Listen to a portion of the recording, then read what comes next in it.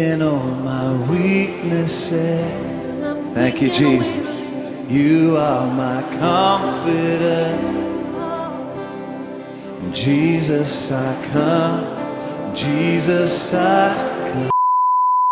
So welcome to Worship Conversations this week. I'm really excited to have my very good friend, Peter Wilson here, who is, as I've just been told, future curator at Lakewood Church in Houston, Texas. And we'll get into a bit more, Peter, about what future curator means. But thanks so much for joining us. Pleasure. Thank you for having me. It's nice to be speaking to somebody in the Queen's English. The Queen's English, of course, of course. So, Peter, I've known you, what do you think, about 10 years?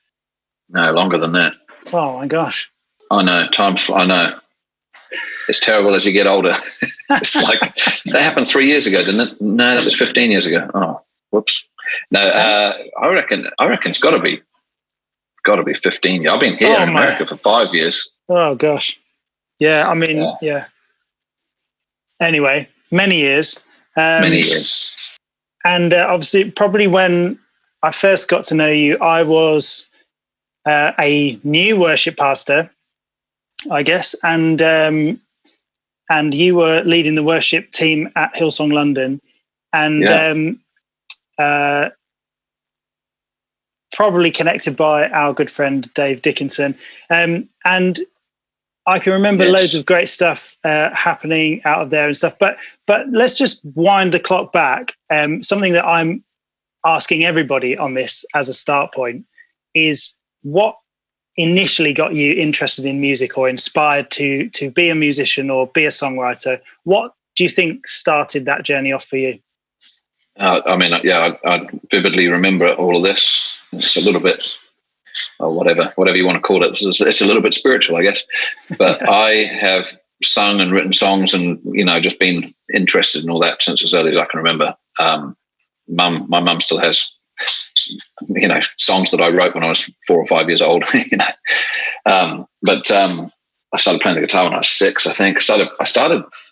We went to a fairly large church in the UK and I started helping the drummer. I remember I used to set his drums up for him and he had a little sound module thing that I used to control his volume for him. Be like, turn the volume up.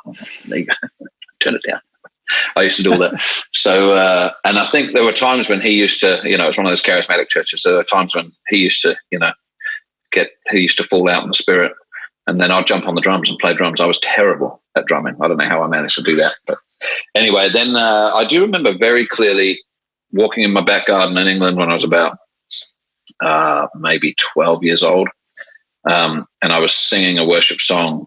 And I just had this moment where I don't know how long it was, but for a few seconds, it felt like everything went into slow motion and there was like a gold hue on everything. The grass looked kind of gold. The sky looked kind of gold. And I just got this really clear gut feeling that my life was going to be about church and worship. And I've never forgotten that. And I've never had interestingly, I've never had any desire to do much else really. I'm entrepreneurial. I love commercial activities, but if I was just doing something in the business world, I would feel like I was missing a major part of what I'm supposed to be doing. So I've never felt the desire to do music outside of church. It's always been in a church context. Yeah. So. And what's the connection? Obviously, you're talking about that was in the UK. What's the connection with New Zealand and the New Zealand accent that I hear? Yes. I mean, you're very perceptive there. It's so faint. No, my whole family emigrated to New Zealand when I was 15, and I was there for 7 years, and then went to Australia for a couple of years, and then back to the UK. But while in New Zealand, I married a New Zealand girl, and then she obviously moved with me to Australia and then to England. And we were back in England together for 15 years. So, yeah, I think it was. Yeah, it was 15 years. And we had all 3 of our kids there in London. Yeah. And that was how we got connected with Hillsong, actually. So when we moved from Australia to London, our old pastors they gave us a list of churches in London to go check out, and Hillsong was the first one we went to. It was tiny back then, maybe 70 people, one service, and what was it called? Tukes Hall, was it? That sounds wrong. I can't remember the name of it. It was a little university like lecture theatre. In Regent's Park there. But yeah, it was fun. It was fun. Yeah. Early days of Hillsong, and there was just a great energy about it. And really cool community of people. Actually, interestingly, the first people we connected there were New Zealanders as well. Kiwis. Right. Yes. Do you think that was just something about the nature of London as a city? Obviously, it's fairly different to the rest of the UK in terms of the multicultural side of it. A lot of, especially in certain areas of London, there's a lot of Kiwis, a lot of South Africans. How did that affect, do you think, the way that the church is in London, or the way that the Hillsong London had to be compared to Hillsong Sydney? Yeah, good question. I don't know if I'll have exactly the right answer for that question, but definitely early days, there was a lot of Kiwis, Aussies, and South Africans for sure. But as a result, the church was highly transient, and London is very transient as a city. But most Kiwis, Aussies, and South Africans aren't in London for good. They're coming through, doing a season there. Maybe if they've got the right visa and can stay for a while, they might do a few years, build their careers, but then often most of them return back to their country of origin. Yeah. And then as well as that, you had things that made it more difficult. It got a lot more difficult for New Zealanders and South Africans, especially, to get visas. And so that changed things in London a bit. But yeah, more and more, I think it became more and more English. And there were a lot of English people there. Certainly the majority would have been. I remember at one point, sure. I think when we first moved to the Dominion, we were majority Brazilian, I think. Wow. But yeah, it's got nowadays, I'm still obviously, great friends with everybody there at Hillsong. And nowadays it would be, I would say, vast majority would be English, young. London's a young city. It's lots of young people. It's a very young church. It's just got a great vibe. It's exciting. And were you straight away involved in music there, or did that sort of take time? No. How did that come about? I was in quick. Well, the guy that the couple that we met, the Kiwis that we met on our first weekend there, he played bass, so he got me involved straight away. Oh, right. And a church like Hillsong is always keen on anybody that can play getting involved. So yeah, so I got involved. When I first got involved, actually, I was playing electric guitar, and didn't lead worship probably for, the first 3 years or so. I had been leading worship every weekend prior to that in Australia and New Zealand. But then got involved. And then one Sunday, Gary just threw me on he said, right, you need to lead worship, get up there. And so, and Gary's very involved. Gary, especially back then, was very, very involved in worship, still is now, very involved, very hands-on with that. And it was really good for me, actually. He critiqued me almost every weekend to tell me what worked and what didn't, and what connected, I learned an incredible amount from him and from that time there. Yeah. It's good to listen to your pastor. Yes. Well, I think that's have you read Les Moyer's book, actually? Can I admit publicly that I haven't? He probably won't watch this. It's fine. Okay. There's just an interesting thing where he sort of looks back at all the various different church movements, and actually how obviously we talk a lot because we're creatives about every movement has a sound, blah blah blah, and so we love that side of it. But in the book, it's quite interesting. He talks about the importance of the relationship between the worship guy and the leader, and how, if you he analyzes historically various different movements like Vineyard, etc., and how you can look at Soul Survivor and you've got Mike Pilavachi and Matt Redman, and it was the way they worked together that was important in that movement. And I think obviously one of the most critical things you get right is, as a worship pastor or as a creative director, is your relationship with your senior pastor. And how you work together, how you understand each other. Obviously, you've worked and are working with some incredible senior pastors. Any tips for the young up and coming worship leader on, you talk about that, like allowing that voice to shape you, to critique you. Any tips for those sort of younger guys on the best ways of making the most of their relationship with their pastor? Yeah. I mean, I would say it's changed over the years for me. In my 20s, definitely the best thing I could do was shut up and listen and do what I was told. And only really give my opinion if it was asked for. And maybe that's just my personality type. I actually didn't have a problem with that. Yeah. If anything, probably I struggle more with when I was qualified enough and experienced enough to have a stronger opinion. I was always hesitant to give it. But it has definitely changed. I think in your 20s, just accept the fact that you don't know everything and you're going to have a whole lot of fun, but just be a little humble, and your pastor's going to tell you stuff didn't work and you're going to disagree with him, but just do what he says anyway, what he or she says. And I learned that, there were times when Gary would tell me things I'd absolutely disagree, but maybe a year later down the road, I'll be like, oh, I see why you said you don't like that, or you do it a different way. And that makes sense now. I get it. So you'd be amazed how much you learn. And of course you learn, just some great qualities in terms of being easy to work with and how to be a good follower, because for most of us, we're probably not going to go and start our own church. We're always going to be doing this for somebody else. And so there's great skills to learn there. I guess I took pride probably in the fact that I was somebody who made it my business to go and find out what my leader wanted and deliver it. Yeah. Which I didn't. I tried as best as I could not to do that in a way that bothered them. I tended to just watch and learn. I'm a very observational learner, so I'd watch and learn, try and read between the lines.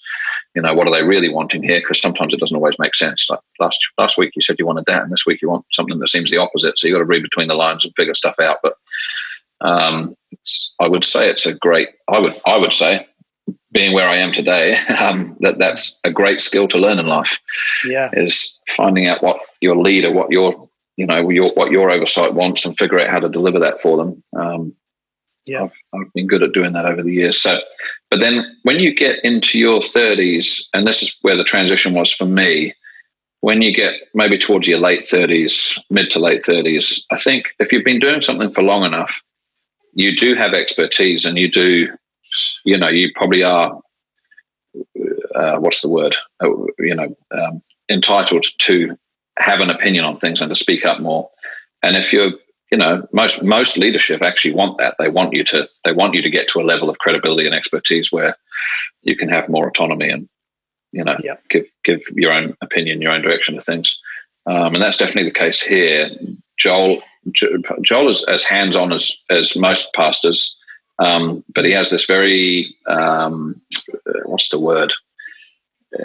very releasing way of sort of allowing big people. He's got a lot of people who have led big things, and they're all here working for him, and he allows them to still be big leaders and put their own mark on things, and do things with a lot of autonomy, while still he wants what every senior pastor wants, a great worship experience.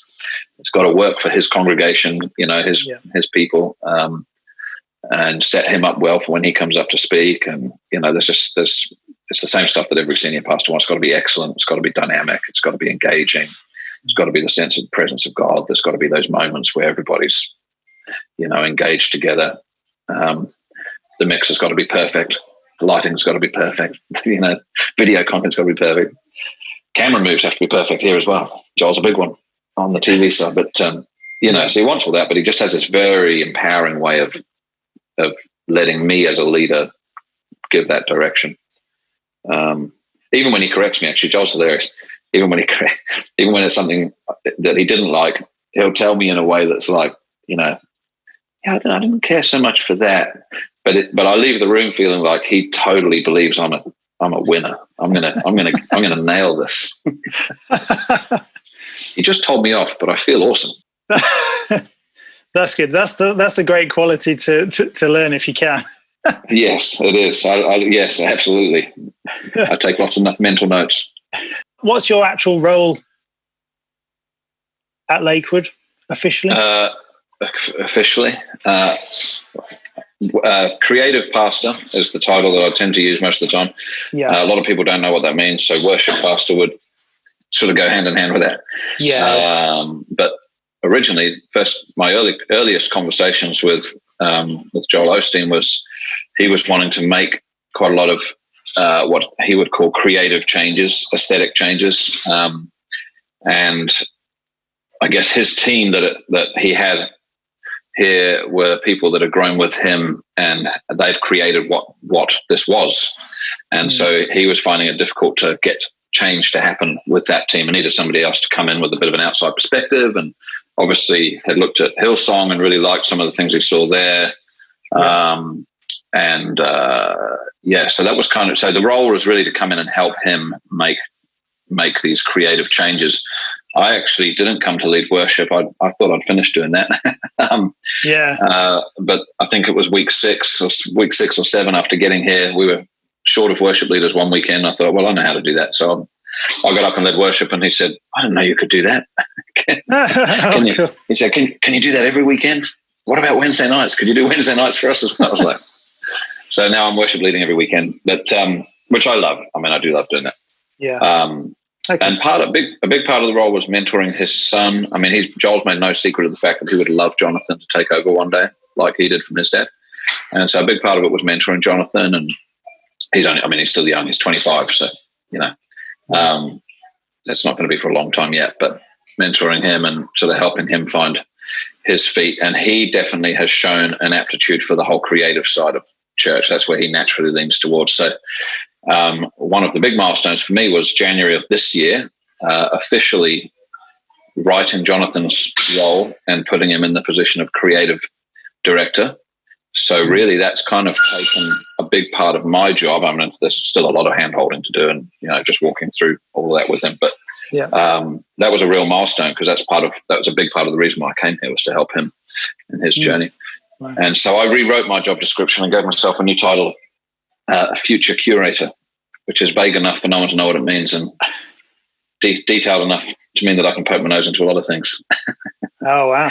That role sort of involves really just putting options on the table for Joel to consider when it comes to things like staff, organizational structures, budgets, what we're spending money on, what we're, trying to make strategic decisions that work 10 years down the road from now, helping Jonathan to build a team that works for him. Obviously, I mean, managing a transition like that is very complicated. There's a team that are going to see themselves as Joel's team, and naturally, you can't help it. There's going to be a team that see themselves as Jonathan's team, and those two teams need to coexist, and it needs to be a healthy, collaborative, thing. So there's a lot to manage there.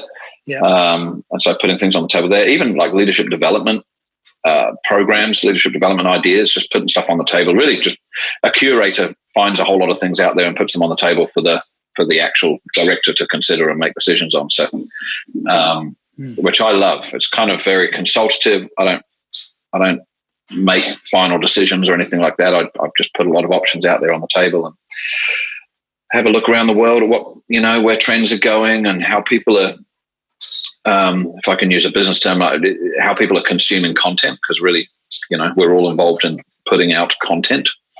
How are people consuming content, both in the Christian church setting and in the mainstream setting? Looking at all those trends, looking at trends in the church. There's a lot of, there's some great research out there on what's happening in the church, and that all tends to point towards things going in a certain direction. So I'm very, very interested in all that and seeking out that information and presenting that to Joel in a way that's helpful and can help us make decisions. So it's fun. So obviously a fairly big move to then move your family. You said all your kids were born in London, and so the life they're used to and the city they I assume, love, and then we all do. be like, we think the right thing to do is to move to another country. You know, how was that as a family? How did you sort of navigate that one? I think probably it's one thing, you know, moving towns or something, but moving continents is a whole other thing. Yeah, definitely different when you have kids. Obviously, we'd moved from New Zealand to Australia and then to England as a married couple. So we were familiar with that, but when you have kids, it is different. I mean, one of the things that when you're a young married couple without kids, you can live with a certain amount of instability, unknowns. You know, you can move countries and have no job, find one when you get there. And when you're moving with kids, you need a lot more stability. You need a lot more certainty. How did we manage it? Well, I mean, we talked it through with them. We had, you know, that they were interestingly, and we tried to make it exciting. Obviously, tried to talk about all the great things, you know, all the good side of it. Yeah. Make it an adventure. I guess having parents that have moved countries a few times before probably rubs off. That it wasn't daunting for us. It was like, this is exciting, new chapter, you know. I think maybe my wife should be answering this question. But when we first got here, we decided to homeschool the kids for the first year. And then I think we actually extended that for a second year as well, which is something we never thought we'd do. Right. But we did because we felt like the kids just needed that. Like it was too much to throw them straight into a new country, new accent, new schools, everything all in one go. Right. So we wanted to give them a bit of that stability. Just being at home, you know, being with the family unit. And then they made some great friends at church. Church is obviously good for that. You know, they got involved at church quickly and made some good friends. But yeah, it was a big move. And we do love England. Still, that is where, I mean, really our home, we would just call home is England. Right, cool. Good, just checking. That's an important one. That is. But we do feel absolutely cool to be here as well and could see ourselves here in some capacity, you know, for as far forward as we can possibly see. Right. Trying to work out how it can be in both places. That's the truth. If only we could all work that one out. But life is what you make it. Yeah, being in two places at once would be incredible. Yes. So Lakewood. Obviously, we've all heard of it. We've all seen it on TV. Obviously, I knew you were making the move there, and I don't watch every week, but I personally have noticed a bit of a shift creatively. You started talking earlier, but do you want to just tell us a little bit about what your sort of mandate was coming in, and creatively what were the aims of what you were trying to do maybe in the first couple of years? Well, like I mentioned before, reading between the lines is a big part of the job of trying to deliver something for somebody else. So Joel never told me this. This is me reading between the lines now.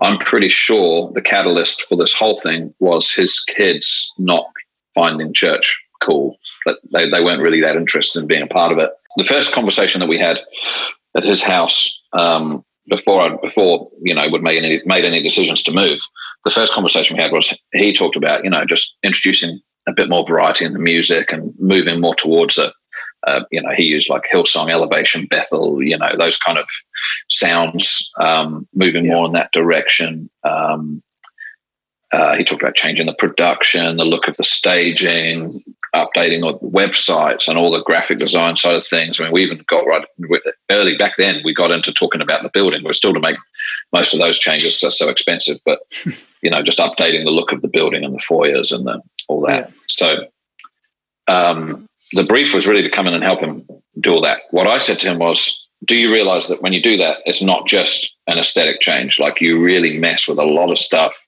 that's hard to put a finger on because it's how people feel. They walk into a building and it makes them feel a certain way. You know, you walk into any environment, it makes you feel a certain way. Certain music makes you feel a certain way. When you mess with that stuff, it's very intangible, but you change the way people feel. And so, are you ready for all the repercussions of that? And that could mean potentially people don't like how it feels. They might not want to come anymore. And you start messing with that stuff. I mean, I'm sure we all know churches that have done that, and maybe it hasn't worked favorably for a season. I sort of put it to him, are you actually committed to seeing this through, to make this a place that the next generation feel they have a seat at the table at, and are you willing to see through potentially a downturn in attendance, a downturn in giving even, and his response, he was so committed to it. That's actually probably what excited me the most. He was like, we're in a position of strength right now. Now's the time to do it. I don't want to do it I don't want to wait and do it when we're weak. I want to do it now. And Joel's slow to change. I mean, we made, I would say, they weren't like massive sweeping changes. Probably the biggest change was we redesigned the stage a bit and upgraded all the production. So that's the biggest visual change. Yeah. The change of music was like, we played for, I don't know, man, 3.5 years. It was like every weekend we'd reevaluate and, oh no, let's not go that far in that direction. Hillsong Young and Free is a bit too young. Let's not go there. Let's go. Yeah. Like trying to find that middle ground and give something that, now I think we're in a really great place. I feel like personally, our services have something for everybody. There's an old hymn normally in there. There's some gospel in there. There's some whatever Chris Tomlin. There's some Young and Free. There's a mix of all kinds of styles, which I think gives a good expression of something for everybody. Yeah, and that would be reflected in the congregation as such it'd be the most diverse church congregation I've seen. It's crazy. So yeah, it's cool. Did that answer the question? Yeah, absolutely. How was that? Obviously, you're talking about various changes, some of them smaller, some of them bigger. How much of it do you think, when you started tweaking maybe some of the ways things looked or the ways things sounded, some of the more obvious creative changes, what did you also, I guess, alongside that must have been some sort of cultural team sort of changes. Did you find that when you started suggesting, oh, we might do this, go this way, was everyone on board with that, or did it sort of unearth some sort of cultural team stuff? Sound like you've been through this before. Well, it just might be interesting for people. No, absolutely. That was another thing we talked about. It's like, you're not just changing the aesthetics, you are going to mess with the culture of the place. Yeah. And you're going to cause a lot of unrest, which that's the biggest thing. So I think I just came in sort of knowing that was going to happen. So very quickly tried to get some of the senior pastoral leaders on board with, and I certainly can't claim that it all went perfectly well, but it was, I think looking back now, I would say to our credit, with a staff of 400 people, there are only 2 people that are no longer on staff as a result of the changes. Wow. So I think, I personally look at that and say that's a win. Yes. But yeah, with the changes, I'm when I got here, I was one of the young guys. Which is funny, at Hillsong I was one of the old guys. But when I got here, I was one of the young guys. So a young guy being given as much sort of authority as I was by Joel definitely sent some ripples out. Right. And then more and more, Joel started to position younger people in senior roles. And of course, that just sends out ripples of unease through it. So there were lots of one-on-one conversations with people, lots of trying to just help people navigate, change. No one likes change when it's inflicted on them. Yeah. And so trying to help people navigate that, letting people know it's okay to talk. I'm not going to use this against you. If you want to vent, that's fine. I'm not going to report back to Joel that he's got a disgruntled, disobedient, rebellious employee on his hands. I understand there's a season of venting, but there does come a time when it's like, all right, we need to move forward now. Let's get going. Yeah. So trying to manage that well amongst the worship team. There was one Sunday when I literally got ambushed. I won't mention any names, but one person said, "Hey, can we have a quick catch up?" I thought, yeah, sure. Just you and me. We walked into this room and there were 10 people sitting around all waiting, for me. Oh, wow. Yeah, but it was, those things are just, I mean, they're kind of, they are part of the course. Yeah, you've got to expect it to some degree. And so that conversation started with, we don't like the changes you're making. And, but they're all mature people. And especially in America, there's definitely a culture here of, people voice their opinion more openly. In England, we're all so subtle, and, we try and keep whatever. Yeah, we keep our poker face on them. We write letters. We don't we don't shout. We write a letter of complaint. But it was sort of to be expected. That conversation started with, we don't like the changes you're making, and here's all the reasons why, and they're good reasons. And actually, I mean, either in that conversation or in separate conversations around the same time, I had how many of them are there? 7 or 8 of the senior worship team tell me that they were thinking of leaving, because it had been such a season. Before I got here, Joel had already tried to make some changes, and a lot of that just hadn't really been led well, because he's not involved in actually outworking it. So there was lots of unrest, lots of uncertainty, lots of upset people. So I navigated that one by saying, well, guys, I've only been here for 5 minutes, it's going to take a lot longer than that to build some trust between us. But at this point, I just need to ask you for time. I said, I have to have one measuring stick of whether I'm doing a good job or not. And that's what Joel's telling me. If I'm trying to use your measuring stick of whether I'm delivering a good result or not, you've all got your own opinion of what that is. That I'm going to have 10 measuring sticks that I'm trying to measure myself by. So that's impossible. And they understood that. So, like, if you can give me time, trust me, I'm not here to try and start an uprising or anything like that. Like, trust me, I want to set you guys up to win. But give me some time. And they did. And they were all very gracious. And all of them are still here and loving it. I think within about 9 months, most people have turned the corner. Most of those leaders have turned the corner. And we're on board. And honestly, these guys are some of our closest friends. They're amazing people. Really, really amazing people.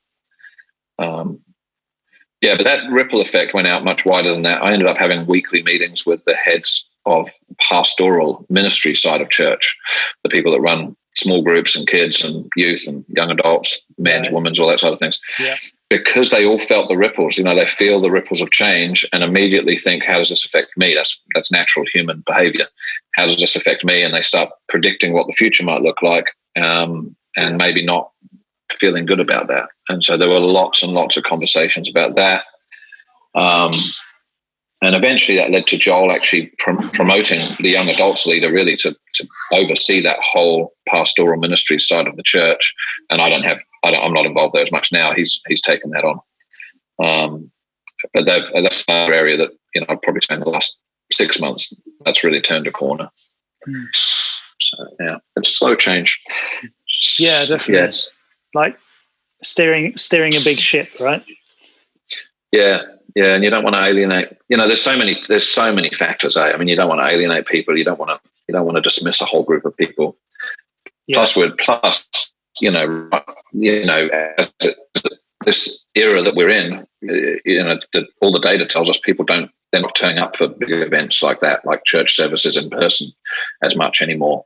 And that goes for sports events and concerts and everything. Like, it's getting harder and harder to get people to turn up at something. And more people are staying at home. Yeah. So in the face of all of that, making changes it's a risky proposition. Yes. Yeah. So obviously you've got quite a fairly high sort of broadcast element to your services, as well as obviously thousands and thousands of people hopefully coming to the services, but the reach is a lot wider than that. So you've got various elements going on creatively. There's obviously the production, and there's the worship team in the actual venue. But when you're also talking about sort of fairly high level TV broadcast situation and stuff like that as well, and with, I guess, a large team, what sort of procedures do you have in place? You know, say you want to make a change, like you've got a great new song that you want to introduce. I'm assuming that in that sort of setup, you can't just go, we're just going to do it on Sunday. I'm assuming you have to have some sort of lead time on every thing that you want to implement, or every new little change that you want to do. What are some of those processes like? I mean, I can give you the rhythm of our whole planning process goes something like this. Monday morning at 10 a.m., myself, Steve Williams, who's our creative producer, another English guy that I brought over, our marketing director, who else is there? Our TV director, and there's a couple of other people.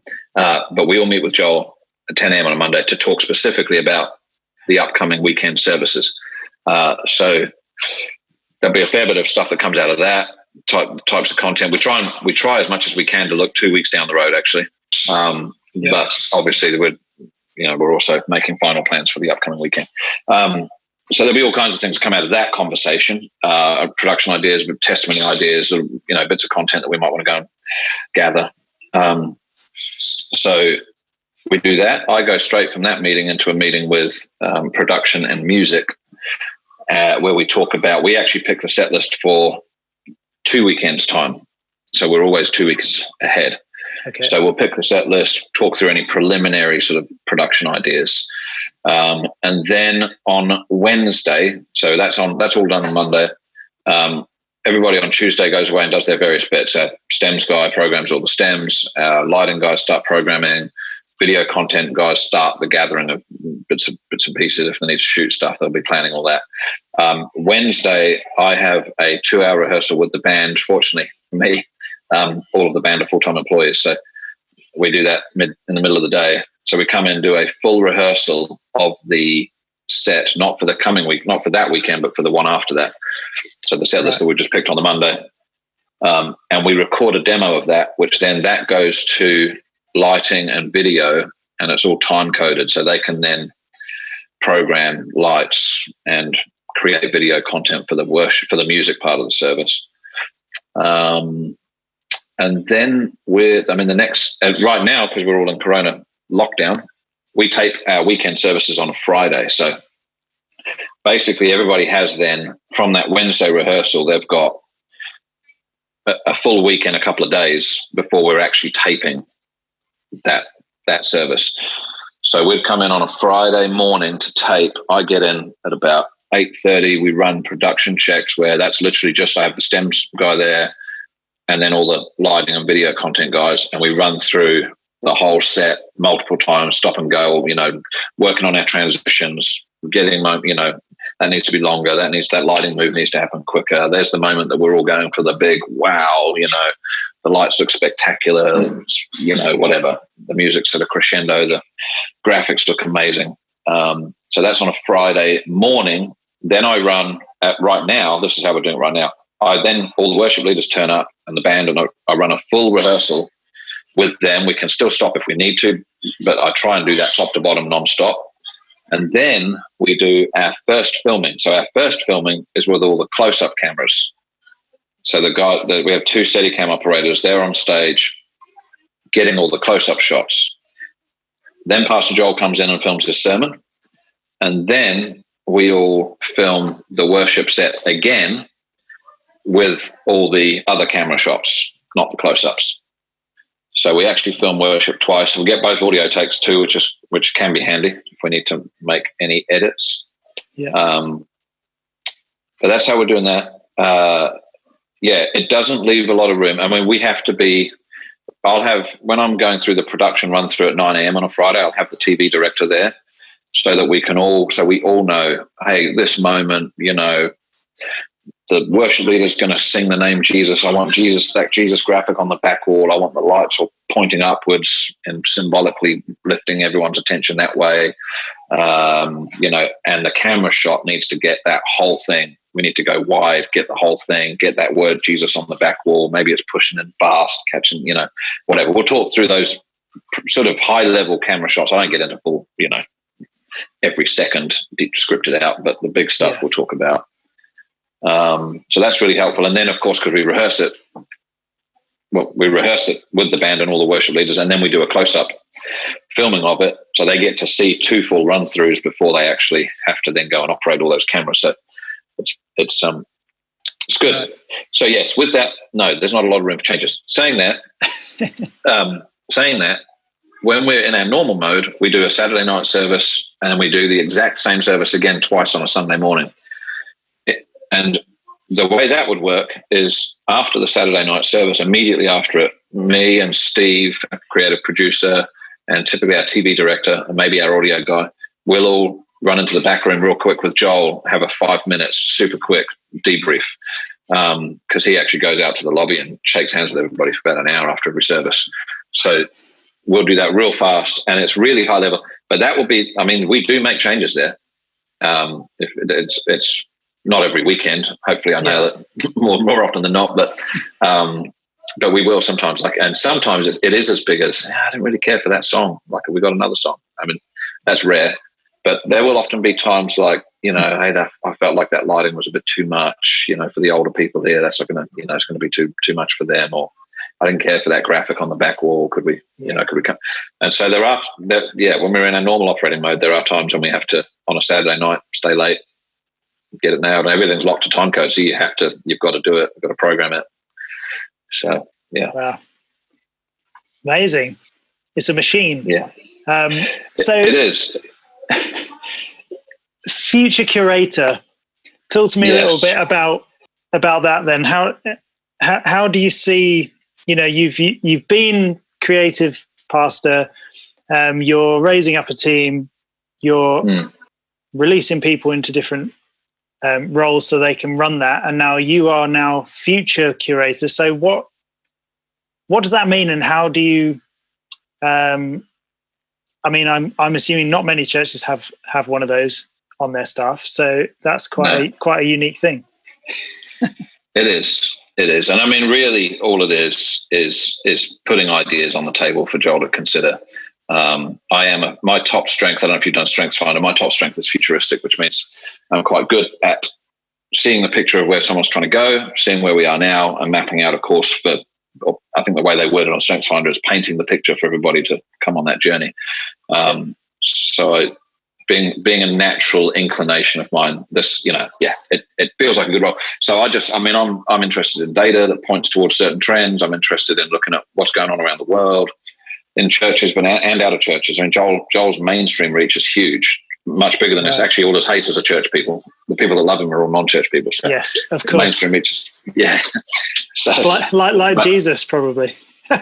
yes, quite similar. So his mainstream reach is huge. So we're definitely, obviously we're interested in how people are consuming content. I don't know if you've heard of Quibi. Quibi is a new platform that's been started with about $3 billion of investment. It's huge. Wow. And it's everything on there is 10 minutes or less in length. They've got Spielberg's directing movies where that are done everything plays out in 10 minutes or less. They're series. They're series. They're broken up into episodes. Wow. So like Joel's doing that. Just started doing that. Because that's another way that people are consuming content these days. They're not all sitting down in front of a TV to watch his 25-minute program. They're on their mobile devices and they want something they can listen to. And he's going to do I think his are all going to be 4 to 6 minutes long because that's how people are consuming content. So, looking at all those kind of things, opportunities, looking around the world at what's going on in different arenas, in church and out of church, and just putting all that on the table for Joel to consider. I mean, I think our leadership development is something that we need to look at here at Lakewood, and how are we setting up younger leaders that are all starting to come through, because Jonathan's coming through, Jonathan Osteen, Joel's son, because he's sort of growing up now and taking more and more responsibility. He's going to have people that he's building around him. So how are we developing them, and how we are keeping a good synergy between, can I say, the older crew and the younger crew? How does that work? And there's so many little nuances there. But anyway, it's exciting. It's part of it is I just like to have a role that's vague enough for no one to be able to put me in a box, to be perfectly honest. That's great. Yes. But I'm still very heavily involved in all the services, putting the services together, giving direction to the music and the production and all that. Yeah. Amazing. Well, so one final question then, Peter, Yes. which is a question I've been asking everybody who's joined us on Worship Conversations so far, which is, if you were to bump into your 20-year-old self on the street, what one piece of advice would you give to yourself, looking back, with the experience that you now have? Profound.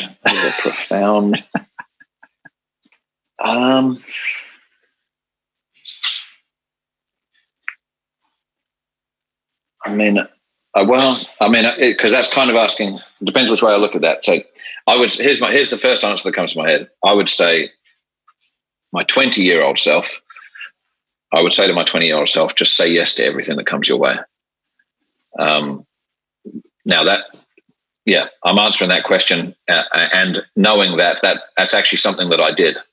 I said yes to everything that came my way. I think later in life, you've got to be wiser. You can't say yes to everything. Yeah. But in your 20s, you absolutely can, and you'd be amazed at the doors that open up. Even stuff that you don't necessarily want to do, but just say yes to doing it, figure out how to do it. Even stuff you don't really know how to do. Say yeah and work it out later. You'd be amazed. Everyone likes somebody that says yes. And when you're young, that's probably a good thing. And I guess secondary piece of advice would probably be, don't worry so much. Yeah.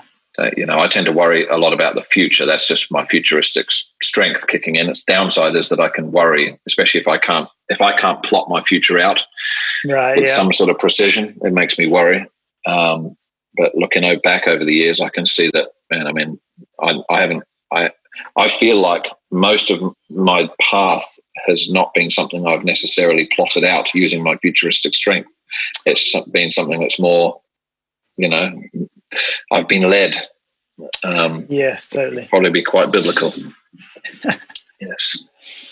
Well, that's amazing. Thank you so much, Peter. It's been fascinating hearing a bit about your life, your journey, and what you're up to and what you're building for the future. Thanks so much for being with us. If you want to watch any more in this series, Worship Conversations, then you can go to audaciousworship.com or follow us on Instagram @audaciousworship. Bye.